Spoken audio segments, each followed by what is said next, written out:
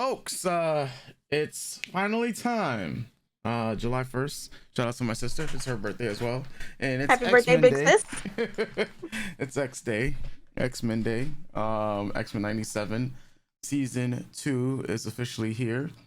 Um, yeah, a lot has happened in the last year and a half since was yeah, a year and a half since Yeah, season 1 dropped. Um, I know you are absolutely yes, excited. I'm very excited. Yeah, I'm very excited. I think the whole since they was like, yeah, season 2 in production. I think every couple months I was like, all right, we gotta check when the premiere is so that we can schedule it. Mhm, And then up to I forgot what festival they announced or convention they announced like, oh yeah, summer premiere, and I was just like, all right, we got to schedule around it. We got to schedule mhm, around it. I was like, what if it's Saturday again? We got to get up early on Saturdays. I don't mind. Have a bowl of mhm, cereal. Right now we have a cup of coffee in my Wonder Woman mug. Close enough. I'm an adult. mhm, Um, yeah, so very excited. Season after season 1 wrapped, we've had about a year and a half to 2 years to mull it over and think about it. For me personally, I know I gave it a high score once the season wrapped. And then in time, you kind of just sit and you think over, all right, this wasn't as good or that wasn't as good, and then all you can do is hope for, the show to get better, to really grow on the things that it did really well. mhm, Still episode 5 is a complete standout. I even think the two premiere episodes are standouts as well. And yeah, I think season 1 really is like the beginning is so good, the middle is so good, the end was so good.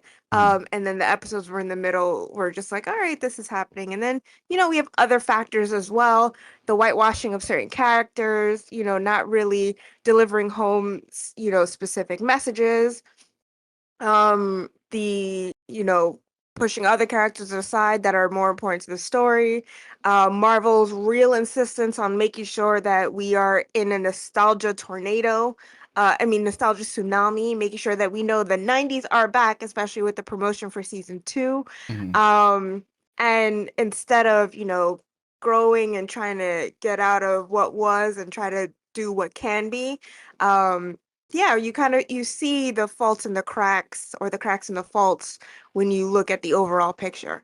Overall, I'm still pretty satisfied with season 1. I'm really excited with season 2. There are certain things that within the trailers and preview stills that have come out where a lot of us have side-eye it. mhm, Looks like Penance, Monet St. Croix, is going to be in this season, and she's whitewashed just like Berto is. Sunspot, and that's a major issue that's even happening a lot in the comics lately with Monet.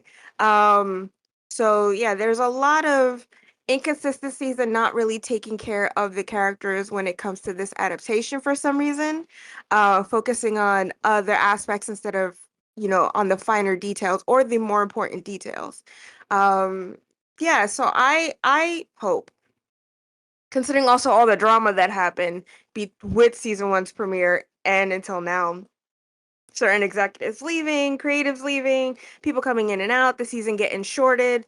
I know that there is a comic that has come out by Marvel for the mhm, in-between stuff of season 1 and season 2. And when I saw that, I was just like, just add episodes. Just add episodes. mhm, But we're in a place where we can't get 13 episodes of shit. So, you know, it's a little daunting. It looks like they're going to take on a lot. So I am worried about pacing the same way I was worried about pacing with season 1. A lot of things fell by the wayside. I think one of the biggest like plot vortexes would be Madeline Pryor deciding to be the Goblin Queen mhm, without all the lead up to why she would choose that name, or, other factors in her story overall. And it's just like, all right, girl, you like fantasy, you like goblins, great. Like that's what you have to chalk it up to.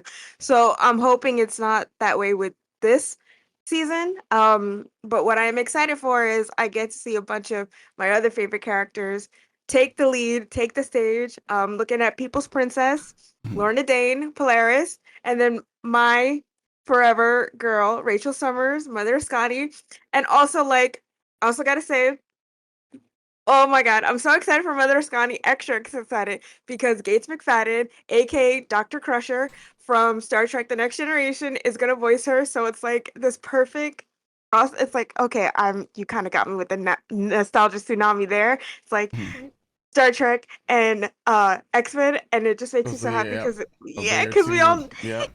so my two favorite things, like they're my favorite things above all else is Star Trek and X-Men. I mean, considering that we got Patrick Stewart, Captain Jean-Luc Picard, as Professor Xavier, it just also adds layers to that. So I can't wait to hear Gates McFadden and how she brings this character I love so much to life. Also wondering how much Rachel's gonna be in this and be involved in this, considering that the future timeline will involve Cable, Jean, and Scott, and I think Storm as well. Mhm. So yeah, there are things I'm really excited for, things I'm very like nervous about. And I'm just hyped. I'm just super hyped. And I know a lot of other people are hyped. And I'm hyped to talk about X-Men with my friend.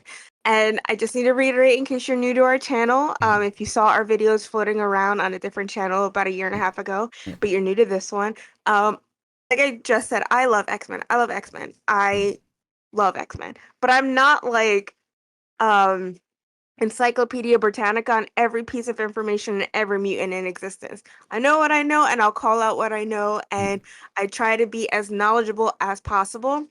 Um some of the information I get from certain characters is secondhand because I tend to really only focus on characters that I love when reading the comics. Rogue is my number one favorite. I got her mother's tattooed on me. Like it's just is that serious. Um yeah, so this is also for me an extension of pride because if you're in the X-Men gang, you gay. So let's go. Let's go. Oh man, for those that wasn't around for season one, Kayla here, she is our Marvel DC comic girl, while I'm the anime guy. So the inverse Yes. of our anime discussions is going to be happening for all the cook sessions and yap sessions because we are yappers Hmm. at the end of the day. Yep. Yep. I mean, So that intro, I yeah. yapped quite a bit. So yes. Oh man. Well, let's jump into X-Men 97. All right. Let's Already see got what the chills. Easter Already let's got see the what chills. Easter Ooh, eggs they're about to give us. gotta bump the volume. Let's go, bitch. Club remix. It's the X-Men show. It's the X-Men show. Gray, Storm, Oh my you god. already know. Wolverines. It's Morph. Okay, alright, alright.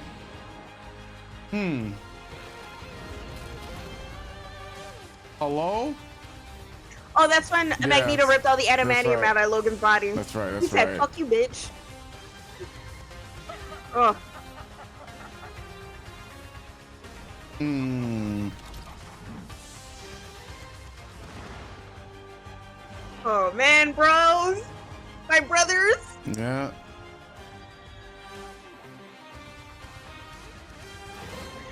Oh man. This device Go at spits times in the face tide. of time. You can apologize to it later. We gotta get the X-Men back to the 90s. Yeah. Okay. Uh-oh. Surrender, mutant, or face the wrath of our Lord and Savior, Apocalypse.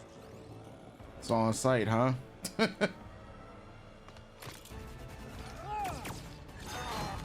Oh, damn. Oh, damn. Okay. Packing. Yeah. I'm like, yeah, that got deleted. Well, they're about to delete Forge at this rate. Come on, Big Papa. Come on, Big Papa. Gotta lock in. Got all these Terminators out here.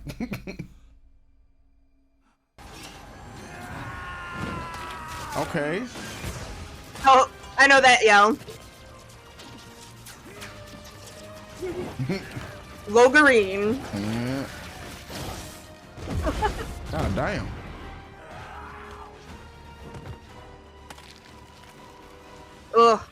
Mm. Oh, my dear friend. On our location. I mean, Daniel? mother. Like, ooh, Home for the whole kiss team. again, kiss again, kiss again. What? Uh-oh. Like that face. Lots gone dead.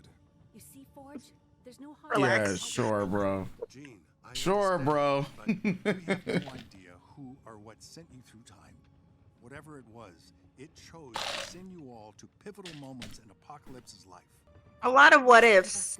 A lot of what ifs. But you get one. Yep. day, Then we're out of here. before we break the whole damn timeline. Want to be a father in this timeline, bro?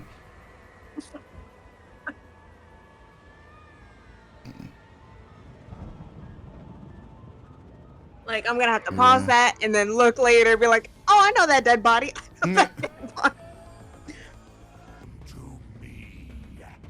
Does this mean we're gonna get strife? Do what must be done to recover. No, this wait a child. second. Uh-oh. And what he will lose. A purpose. We have But to- also, all the mutant kids have a lot on their shoulders. He ain't that special. Like, We can't risk disrupting the timeline. That sounds like a bad idea. This prophecy. no, that's the other Summer's Phoenix all child. that is She comes born later. is a child was born on the day of spring, who would end that which shall. Boy. Not Yeah, just now. boy. Mm-hmm. Not the fight time. Your season is summer. His is spring. Mm. But together. Oh. Meanwhile, back to ore farming. Yeah, me telling you the conversation's over. Yeah. Just don't understand how. We were 2026. But Mhm. the baseball and ran off with Scott and Jean. Maybe he doesn't get you're supposed to throw it back. They didn't. Oh, they're like, you don't know, but they're like wearing their X Factor looks. Hey, I can hear your minds. Who's cable? This what happens. Like, y'all are strong as shit, but Terminators. Yeah. Y'all don't listen, and then Terminators happen. Yeah. Talking to you, 2026. Y'all don't listen, and Terminators happen. Crazy work.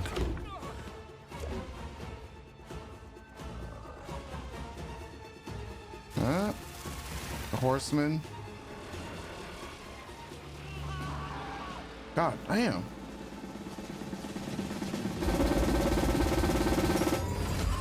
God damn. Damn. Got that Gene scream. Mm. According I mean, to silver linings. Yeah. one destined to the rest of the planet. If God, I can listen to Gate Mix Mm-hmm. Paddens do gate before the we can reach fucking it, we'll never dictionary. Be able to get inside. So where we buying tickets? Not bitch exactly. me. Mother Ascani, the lives of my friend. What is this power you plan to summon? You. Oh, okay. That's good. Yes. Conjure a s- You control my heart, Storm. Mhm. I have seen you wield them before. In my timeline. I'm sorry. Wait, what? I hail from a hell Yeah. that would make you call this one heaven. Mm-hmm. But even in Rachel. untangling the threads of destiny in search of one that could end this war. Chrono skimming. Oh, And when I yes. saw the X-Men were to stop him, but we will never get Apocalypse a chance. is inevitable. Apocalypse claims Nathan. Blast's unstoppable. And you are our son. Dig deep Madeline's and son. be our Mhm. son, Nathan Summers. Hmm.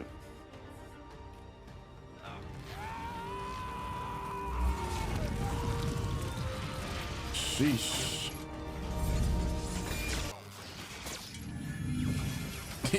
Immediately. All right, yeah, they just they just got fried. Lock in, twin. Oh, cool. Source of all Okay, creation. all right, piano. I All right, summon piano a coming in. tempest of fire and light, whose flares ignite the spark of Ooh. hope Yeah. in darkness, Ooh. and blaze our trail to This is end Mother. apocalypse. For we are the dawn that breaks his night. Ooh. Crazy work. By the goddess. Nice choreography. Hey, he does that in work. Marvel Rivals. That was nice choreography work right there.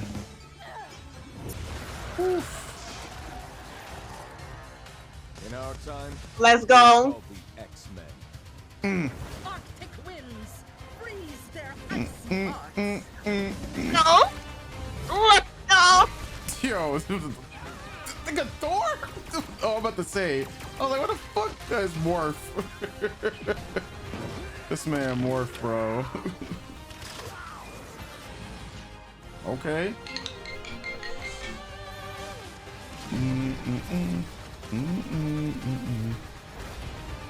Crazy work right now.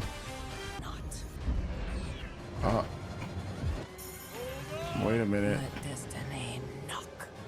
Yeah, bitch. Oh, okay. You just stopping by for dinner, right?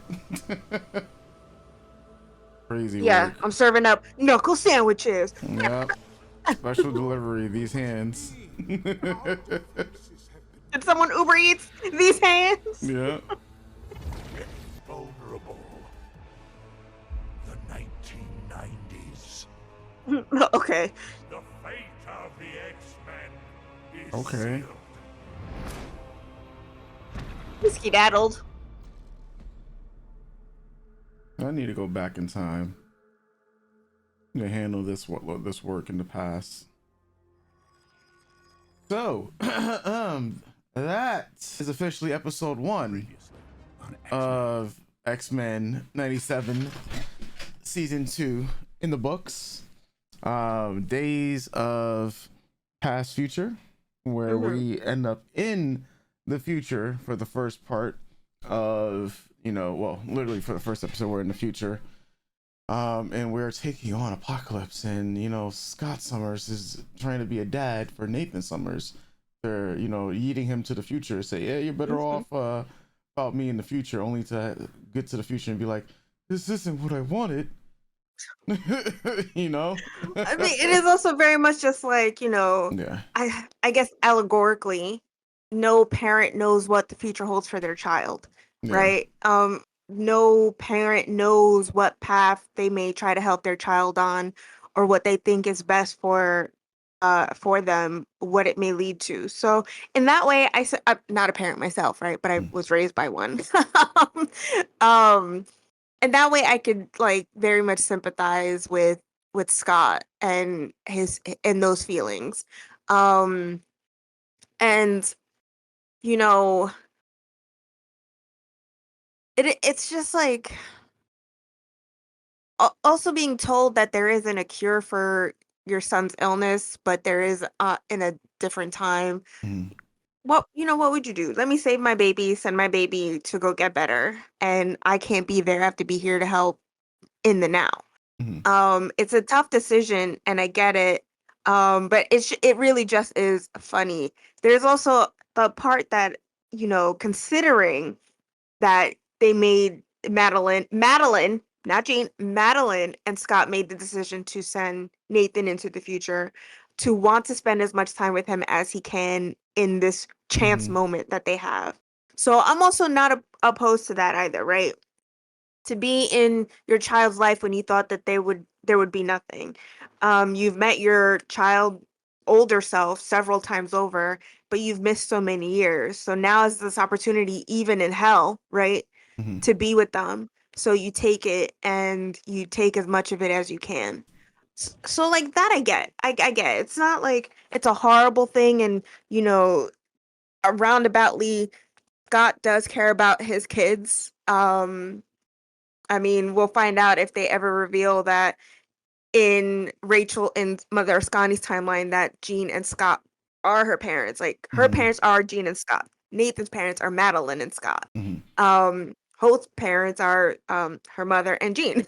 So a lot of stuff. And then there's Strife, who is the clone of Nathan. Um, so technically, I guess because he's a clone, his parents would be Scott and Madeline. It's a lot. Depending on Lot of where they Summers want kids. to pull Yeah, from. yeah, a lot of Summers kids running around the timeline, being messiahs, doing a bunch of stuff, right? Yeah. So I think it's very it's just funny, but I I get it. I think the thing that really just does stick excessive amounts of thorns in my side is Jean going, I'm your mother. I'm the one who did this. I made the choice. Like, no, girl, we got the tapes. We have the Yeah. receipts. We can go back and rewind and watch that episode of Madeline saying goodbye to Nathan and making Yeah. this decision, and then her going, I gotta get out of here, and then heading to Krakoa, and Yeah. my girl, big ups to Madeline Pryor. But yeah, but it's this thing that they do in the comics too, and I know that recently there's been a big discourse on not possibly X-Men fans, but I don't believe you're an X-Men fan if you feel this way. But maybe stans, because stans are worse than fans in a lot of cases, who are just like, yeah, Madeline is a surrogate and Jean is always and will forever be his mother. And it's just like, no, that's not how it works. Yeah. That's not how it works. In the comics, Madeline goes through so much. I mean, she births Nathan by herself in the Xavier Mansion's kitchen on her own, and Scott's not there, right? And then like a whole bunch of other stuff happens, but yeah, she loved her son. Her last, I- she was driven mad. Bad shit happened. Um, Things got murky. She almost sacrificed her son. Again, I don't really fully blame her. That shit is crazy. And then editorial was just like, we need Jean and Scott back together, so have them raise this baby and have, you know, Madeline's memories just be Jean's memories now, and so on and so forth. So messy, messy, messy. But Madeline Pryor is Nathan Summers' mother. We saw her give birth to him in the hospital. We saw that happen. And then Jean comes in at the end of that episode, like, I'm really Jean. And everyone's like, what? That's crazy. So Jean was not in the Yeah. hospital pushing that big head out. That was Madeline. So it's always just like very But now a Jean feels character. like it's my son now instead of Madeline's son. Yeah. Yeah, okay. I mean, hey, Yeah. listen, there are a lot of people like that in real life too. Yeah. Yeah. When it comes to that. And Because just the possession that, you know, which is fine. Jean I'm not has saying over it's a Nathan. Yeah. right. It's not a bad thing that she wants to be his mother, but don't erase the fact that he already has a mother. I mean, that's why I was so shocked in episode 5 when Cable tries to warn Madeline on, sorry, not Krakoa, on Genosha, and he goes, "I'm sorry, mother." That's why I was like, "Oh my God, he calls her mother." Like that's not really much of a thing that happened there. That kind of connection and understanding isn't really in the comics too much, except for recently. Like, there's been a hash out, but like, yeah, it's just very for the show itself, considering I don't believe that like it's a different universe than the 616 comics. So this Madeline wasn't trying to sacrifice Nathan, right? She was just um psychically driven crazy because I'm not who I am, and like again, a lot of unclear happenings there. But yeah, she straightened up, flied right, was just like, Sinister, get the fuck up off my baby. Um, and the show even granted the I love you, you're my son, and I want what's best for you, and this breaks my heart. Sorry, getting choked. I really like Madeline Pryor. So that within the show itself in the X-Men 97 timeline slash universe, Madeline is a mother who loves her son very much. It just always feels a little like y'all doing too much to make this version of Jean, I'm your mom. Like, okay. Like, I mean, there's even that part where Sinister takes over Nate's mind and when him and Jean are fighting and he goes, "You're not my mother. I already have one." It's just like, you tell her, Nate. Like, no offense to Jean. I'm not like Mhm. trying to get on Jean's back. Just it's an overall contextual writing habit that happens around these four characters that I Mhm. personally am not a fan of, and I think it does a huge disservice to Madeline overall. And then Madeline in this case, because again, she wasn't trying to sacrifice Nathan, baby Mhm. Nathan. She saw what was happening, work to save him, Mhm. and then got her farewell goodbye and made the decision with Scott to send him to the future. So yeah, just that. I hope that that thread of this relationship is done better as the season goes on. Um yeah, just it's rough. It's rough. Because it feels like a disrespect to the character Madeline story that you yourselves did in the show. Like you're not following 616 Madeline, Jean, and Nathan's Mhm. story. This is X-Men 97 Madeline's story, and just how are you going to disrespect what you already wrote? But that's that. Mhm. Yeah, it's funny to make jokes. It is. Um, and it's okay that Nate has two moms and a dad, not in a gay way. If only in a gay way, but not in a gay way. No, oh God, Gene and Madeline kissing, that's disgusting. Um, but like, yeah, just I like that Gene is like technically Madeline's DNA is mine Mhm. because she's a clone, so he is my son. But she's gone now, so I have to take the responsibility of raising him. So I just want to do right by him. Yeah, just don't disregard her memory. That's all. That's all. That's all I'm saying. Yeah. I do want to say that I do like that. Scott and Jean are wearing their X Factor comic book uniforms. Mhm. Jean's X Factor uniform for some reason is probably my favorite Jean costume. I don't know why. I just like the red with the giant yellow X and her beautiful, glorious hair in that time in comics. Mhm. Her hair's really flat and in a ponytail, so not as zhuzh, but it's nice to see those costumes make an appearance. And I think in the stills we were talking online, people were mentioning it Mhm. when the previews were coming out initially a couple months ago. So yeah, that was cool. I mean, overall, I think like the Adventures of Scott and Jean that's where this is taking part of another comic book run. And so all their feelings and understandings and helping to try to raise Nathan, that is close to the comics. Uh Mother Ascani's hand in all this is also that Mhm. Rachel released Ascani stating that in my timeline things are way worse. So saying to like I'm not from here, just so that you guys know, or Storm knows. I don't think anyone else knows. I don't think Yeah. she made it a point to tell anyone else.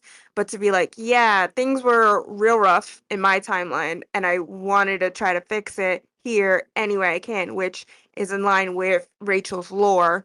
um, and yeah, I appreciate that they're driving that home too. Like, I'm not from here, I'm not from there, I'm from somewhere else, but we'll get into that later. um, I like that she's super mysterious. It's one of those things where wise old sages and wise old wizard witch women have to speak in riddles. But then I'm listening to her speak and reading the subtitles. I'm just like, she's not being that cryptic. I think she's talking pretty plainly. Even if I myself didn't know anything about this, I'm just like, Mhm. yeah, I don't know. It all makes sense to me. Things have to get done. Destinies have to be fulfilled. He's not the only mutant kid with a lot on his shoulders. You guys just feel extra special about him because he's your son. Like, Mhm. bro, you guys were child soldiers. Like, of course, no one wants that to continue in their line, but let's at least he's not in dead on Apocalypse's lawn. Like, come on, there are people with worse things going on. Not that this is the oppression Olympics. Just say, look, Yeah. I'm not the biggest cable fan. I could do without cable all in all. So I think a lot of my explaining and talking about him and just him as a character and his Mhm. relation to all this is always going to be pointed. Yeah, that it just is just my bias showing. Mhm. Um, yeah, yeah, I think like, you know, overall for how the story is working out and for what they did a lot of exposition, a lot of previously on, like, hey guys, it's been a year and a half, we got to catch you guys back up. Um, And that's fine. That ate a bit of the time because it felt like that just kept happening. It happened with Bishop and Forge at the start, and then it happened with Ascani and Storm in the middle. And I'm just like, okay, but we already just did that. I guess for the character's sake, they need to tell them exactly what I thought happened it was again. I thought it was fine, mainly because usually you see this in 22-minute episodes with Mm, exposition, but because this is a 33-minute episode, they spent total about 3 minutes with that. I think mm, it's fine in the context that's mm. an like it's not like My Hero where Right, it takes right, or One Piece where it takes up right.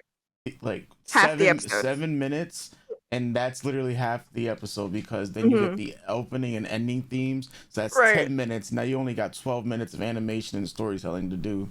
i thought right. I thought it was fine as Hmm. a because it was more so to the point and Hmm. going along and feeding the narrative Hmm. to guide people along. So that's why I was like, all right, well, See? didn't mind it Hmm. as much. Hmm. But like it's like if they pull a One Piece.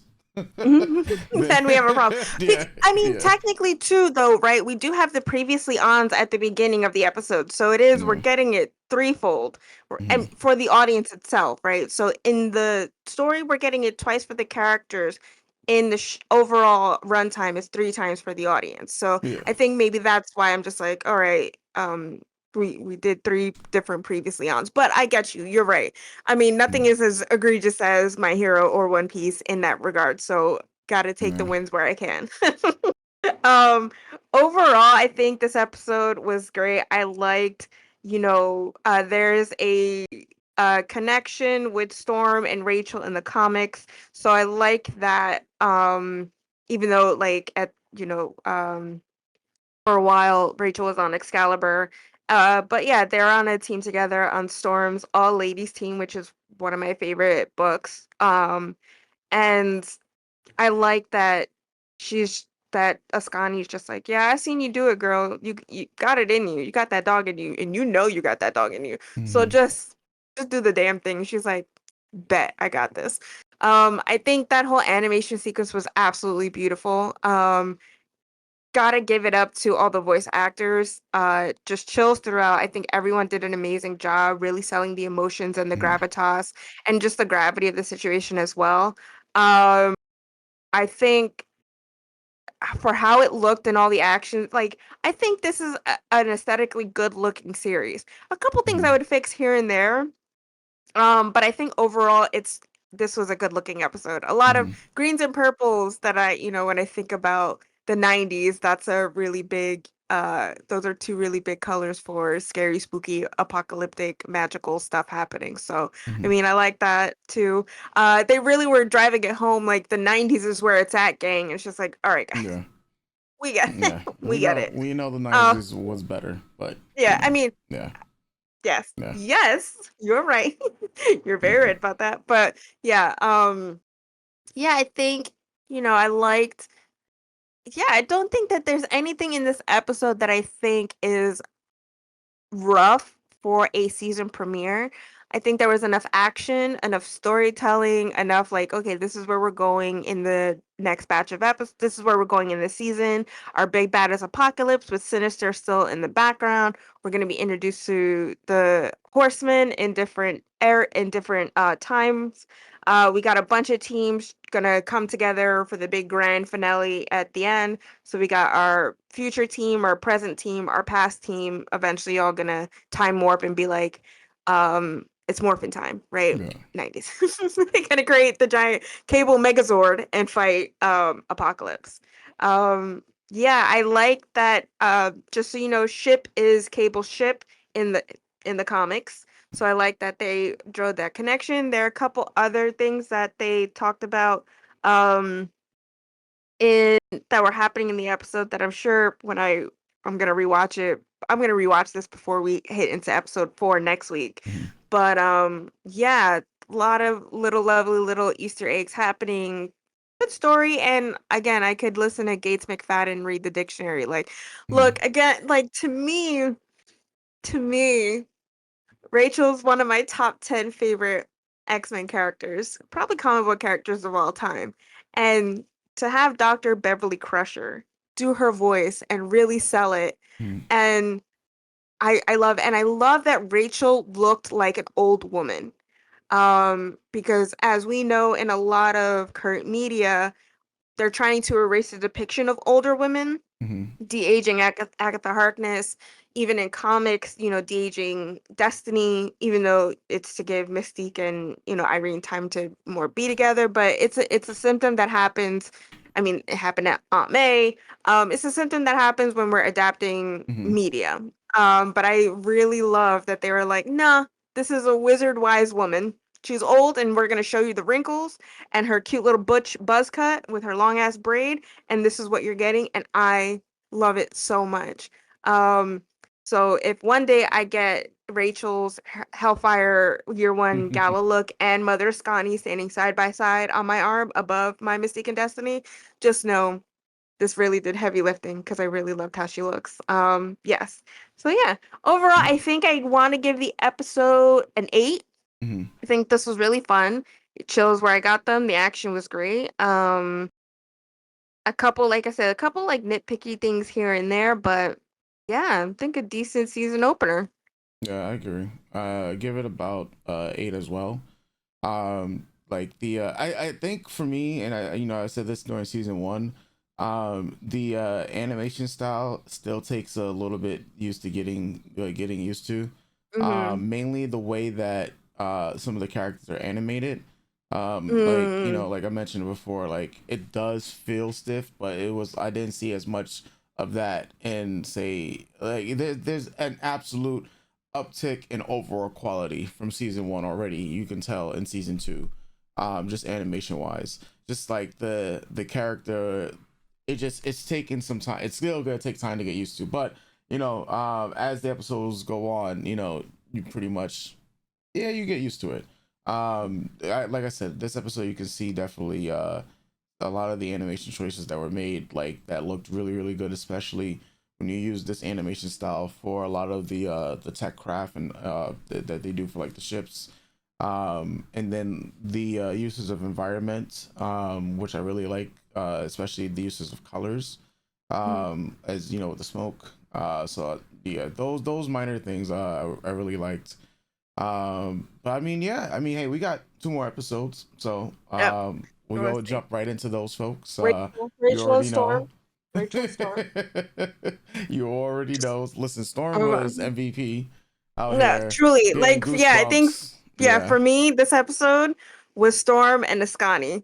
yeah. And that is biased, but like, I think for just like you said, for how much aura farming Ascani Hmm. was doing and how we know Storm is gonna kill it, like Yeah, yeah, just yeah, those two are my top MVPs of the episode. Yep. yeah, for sure. Oh man. Well, folks, we will be catching you guys pretty shortly in episode 2.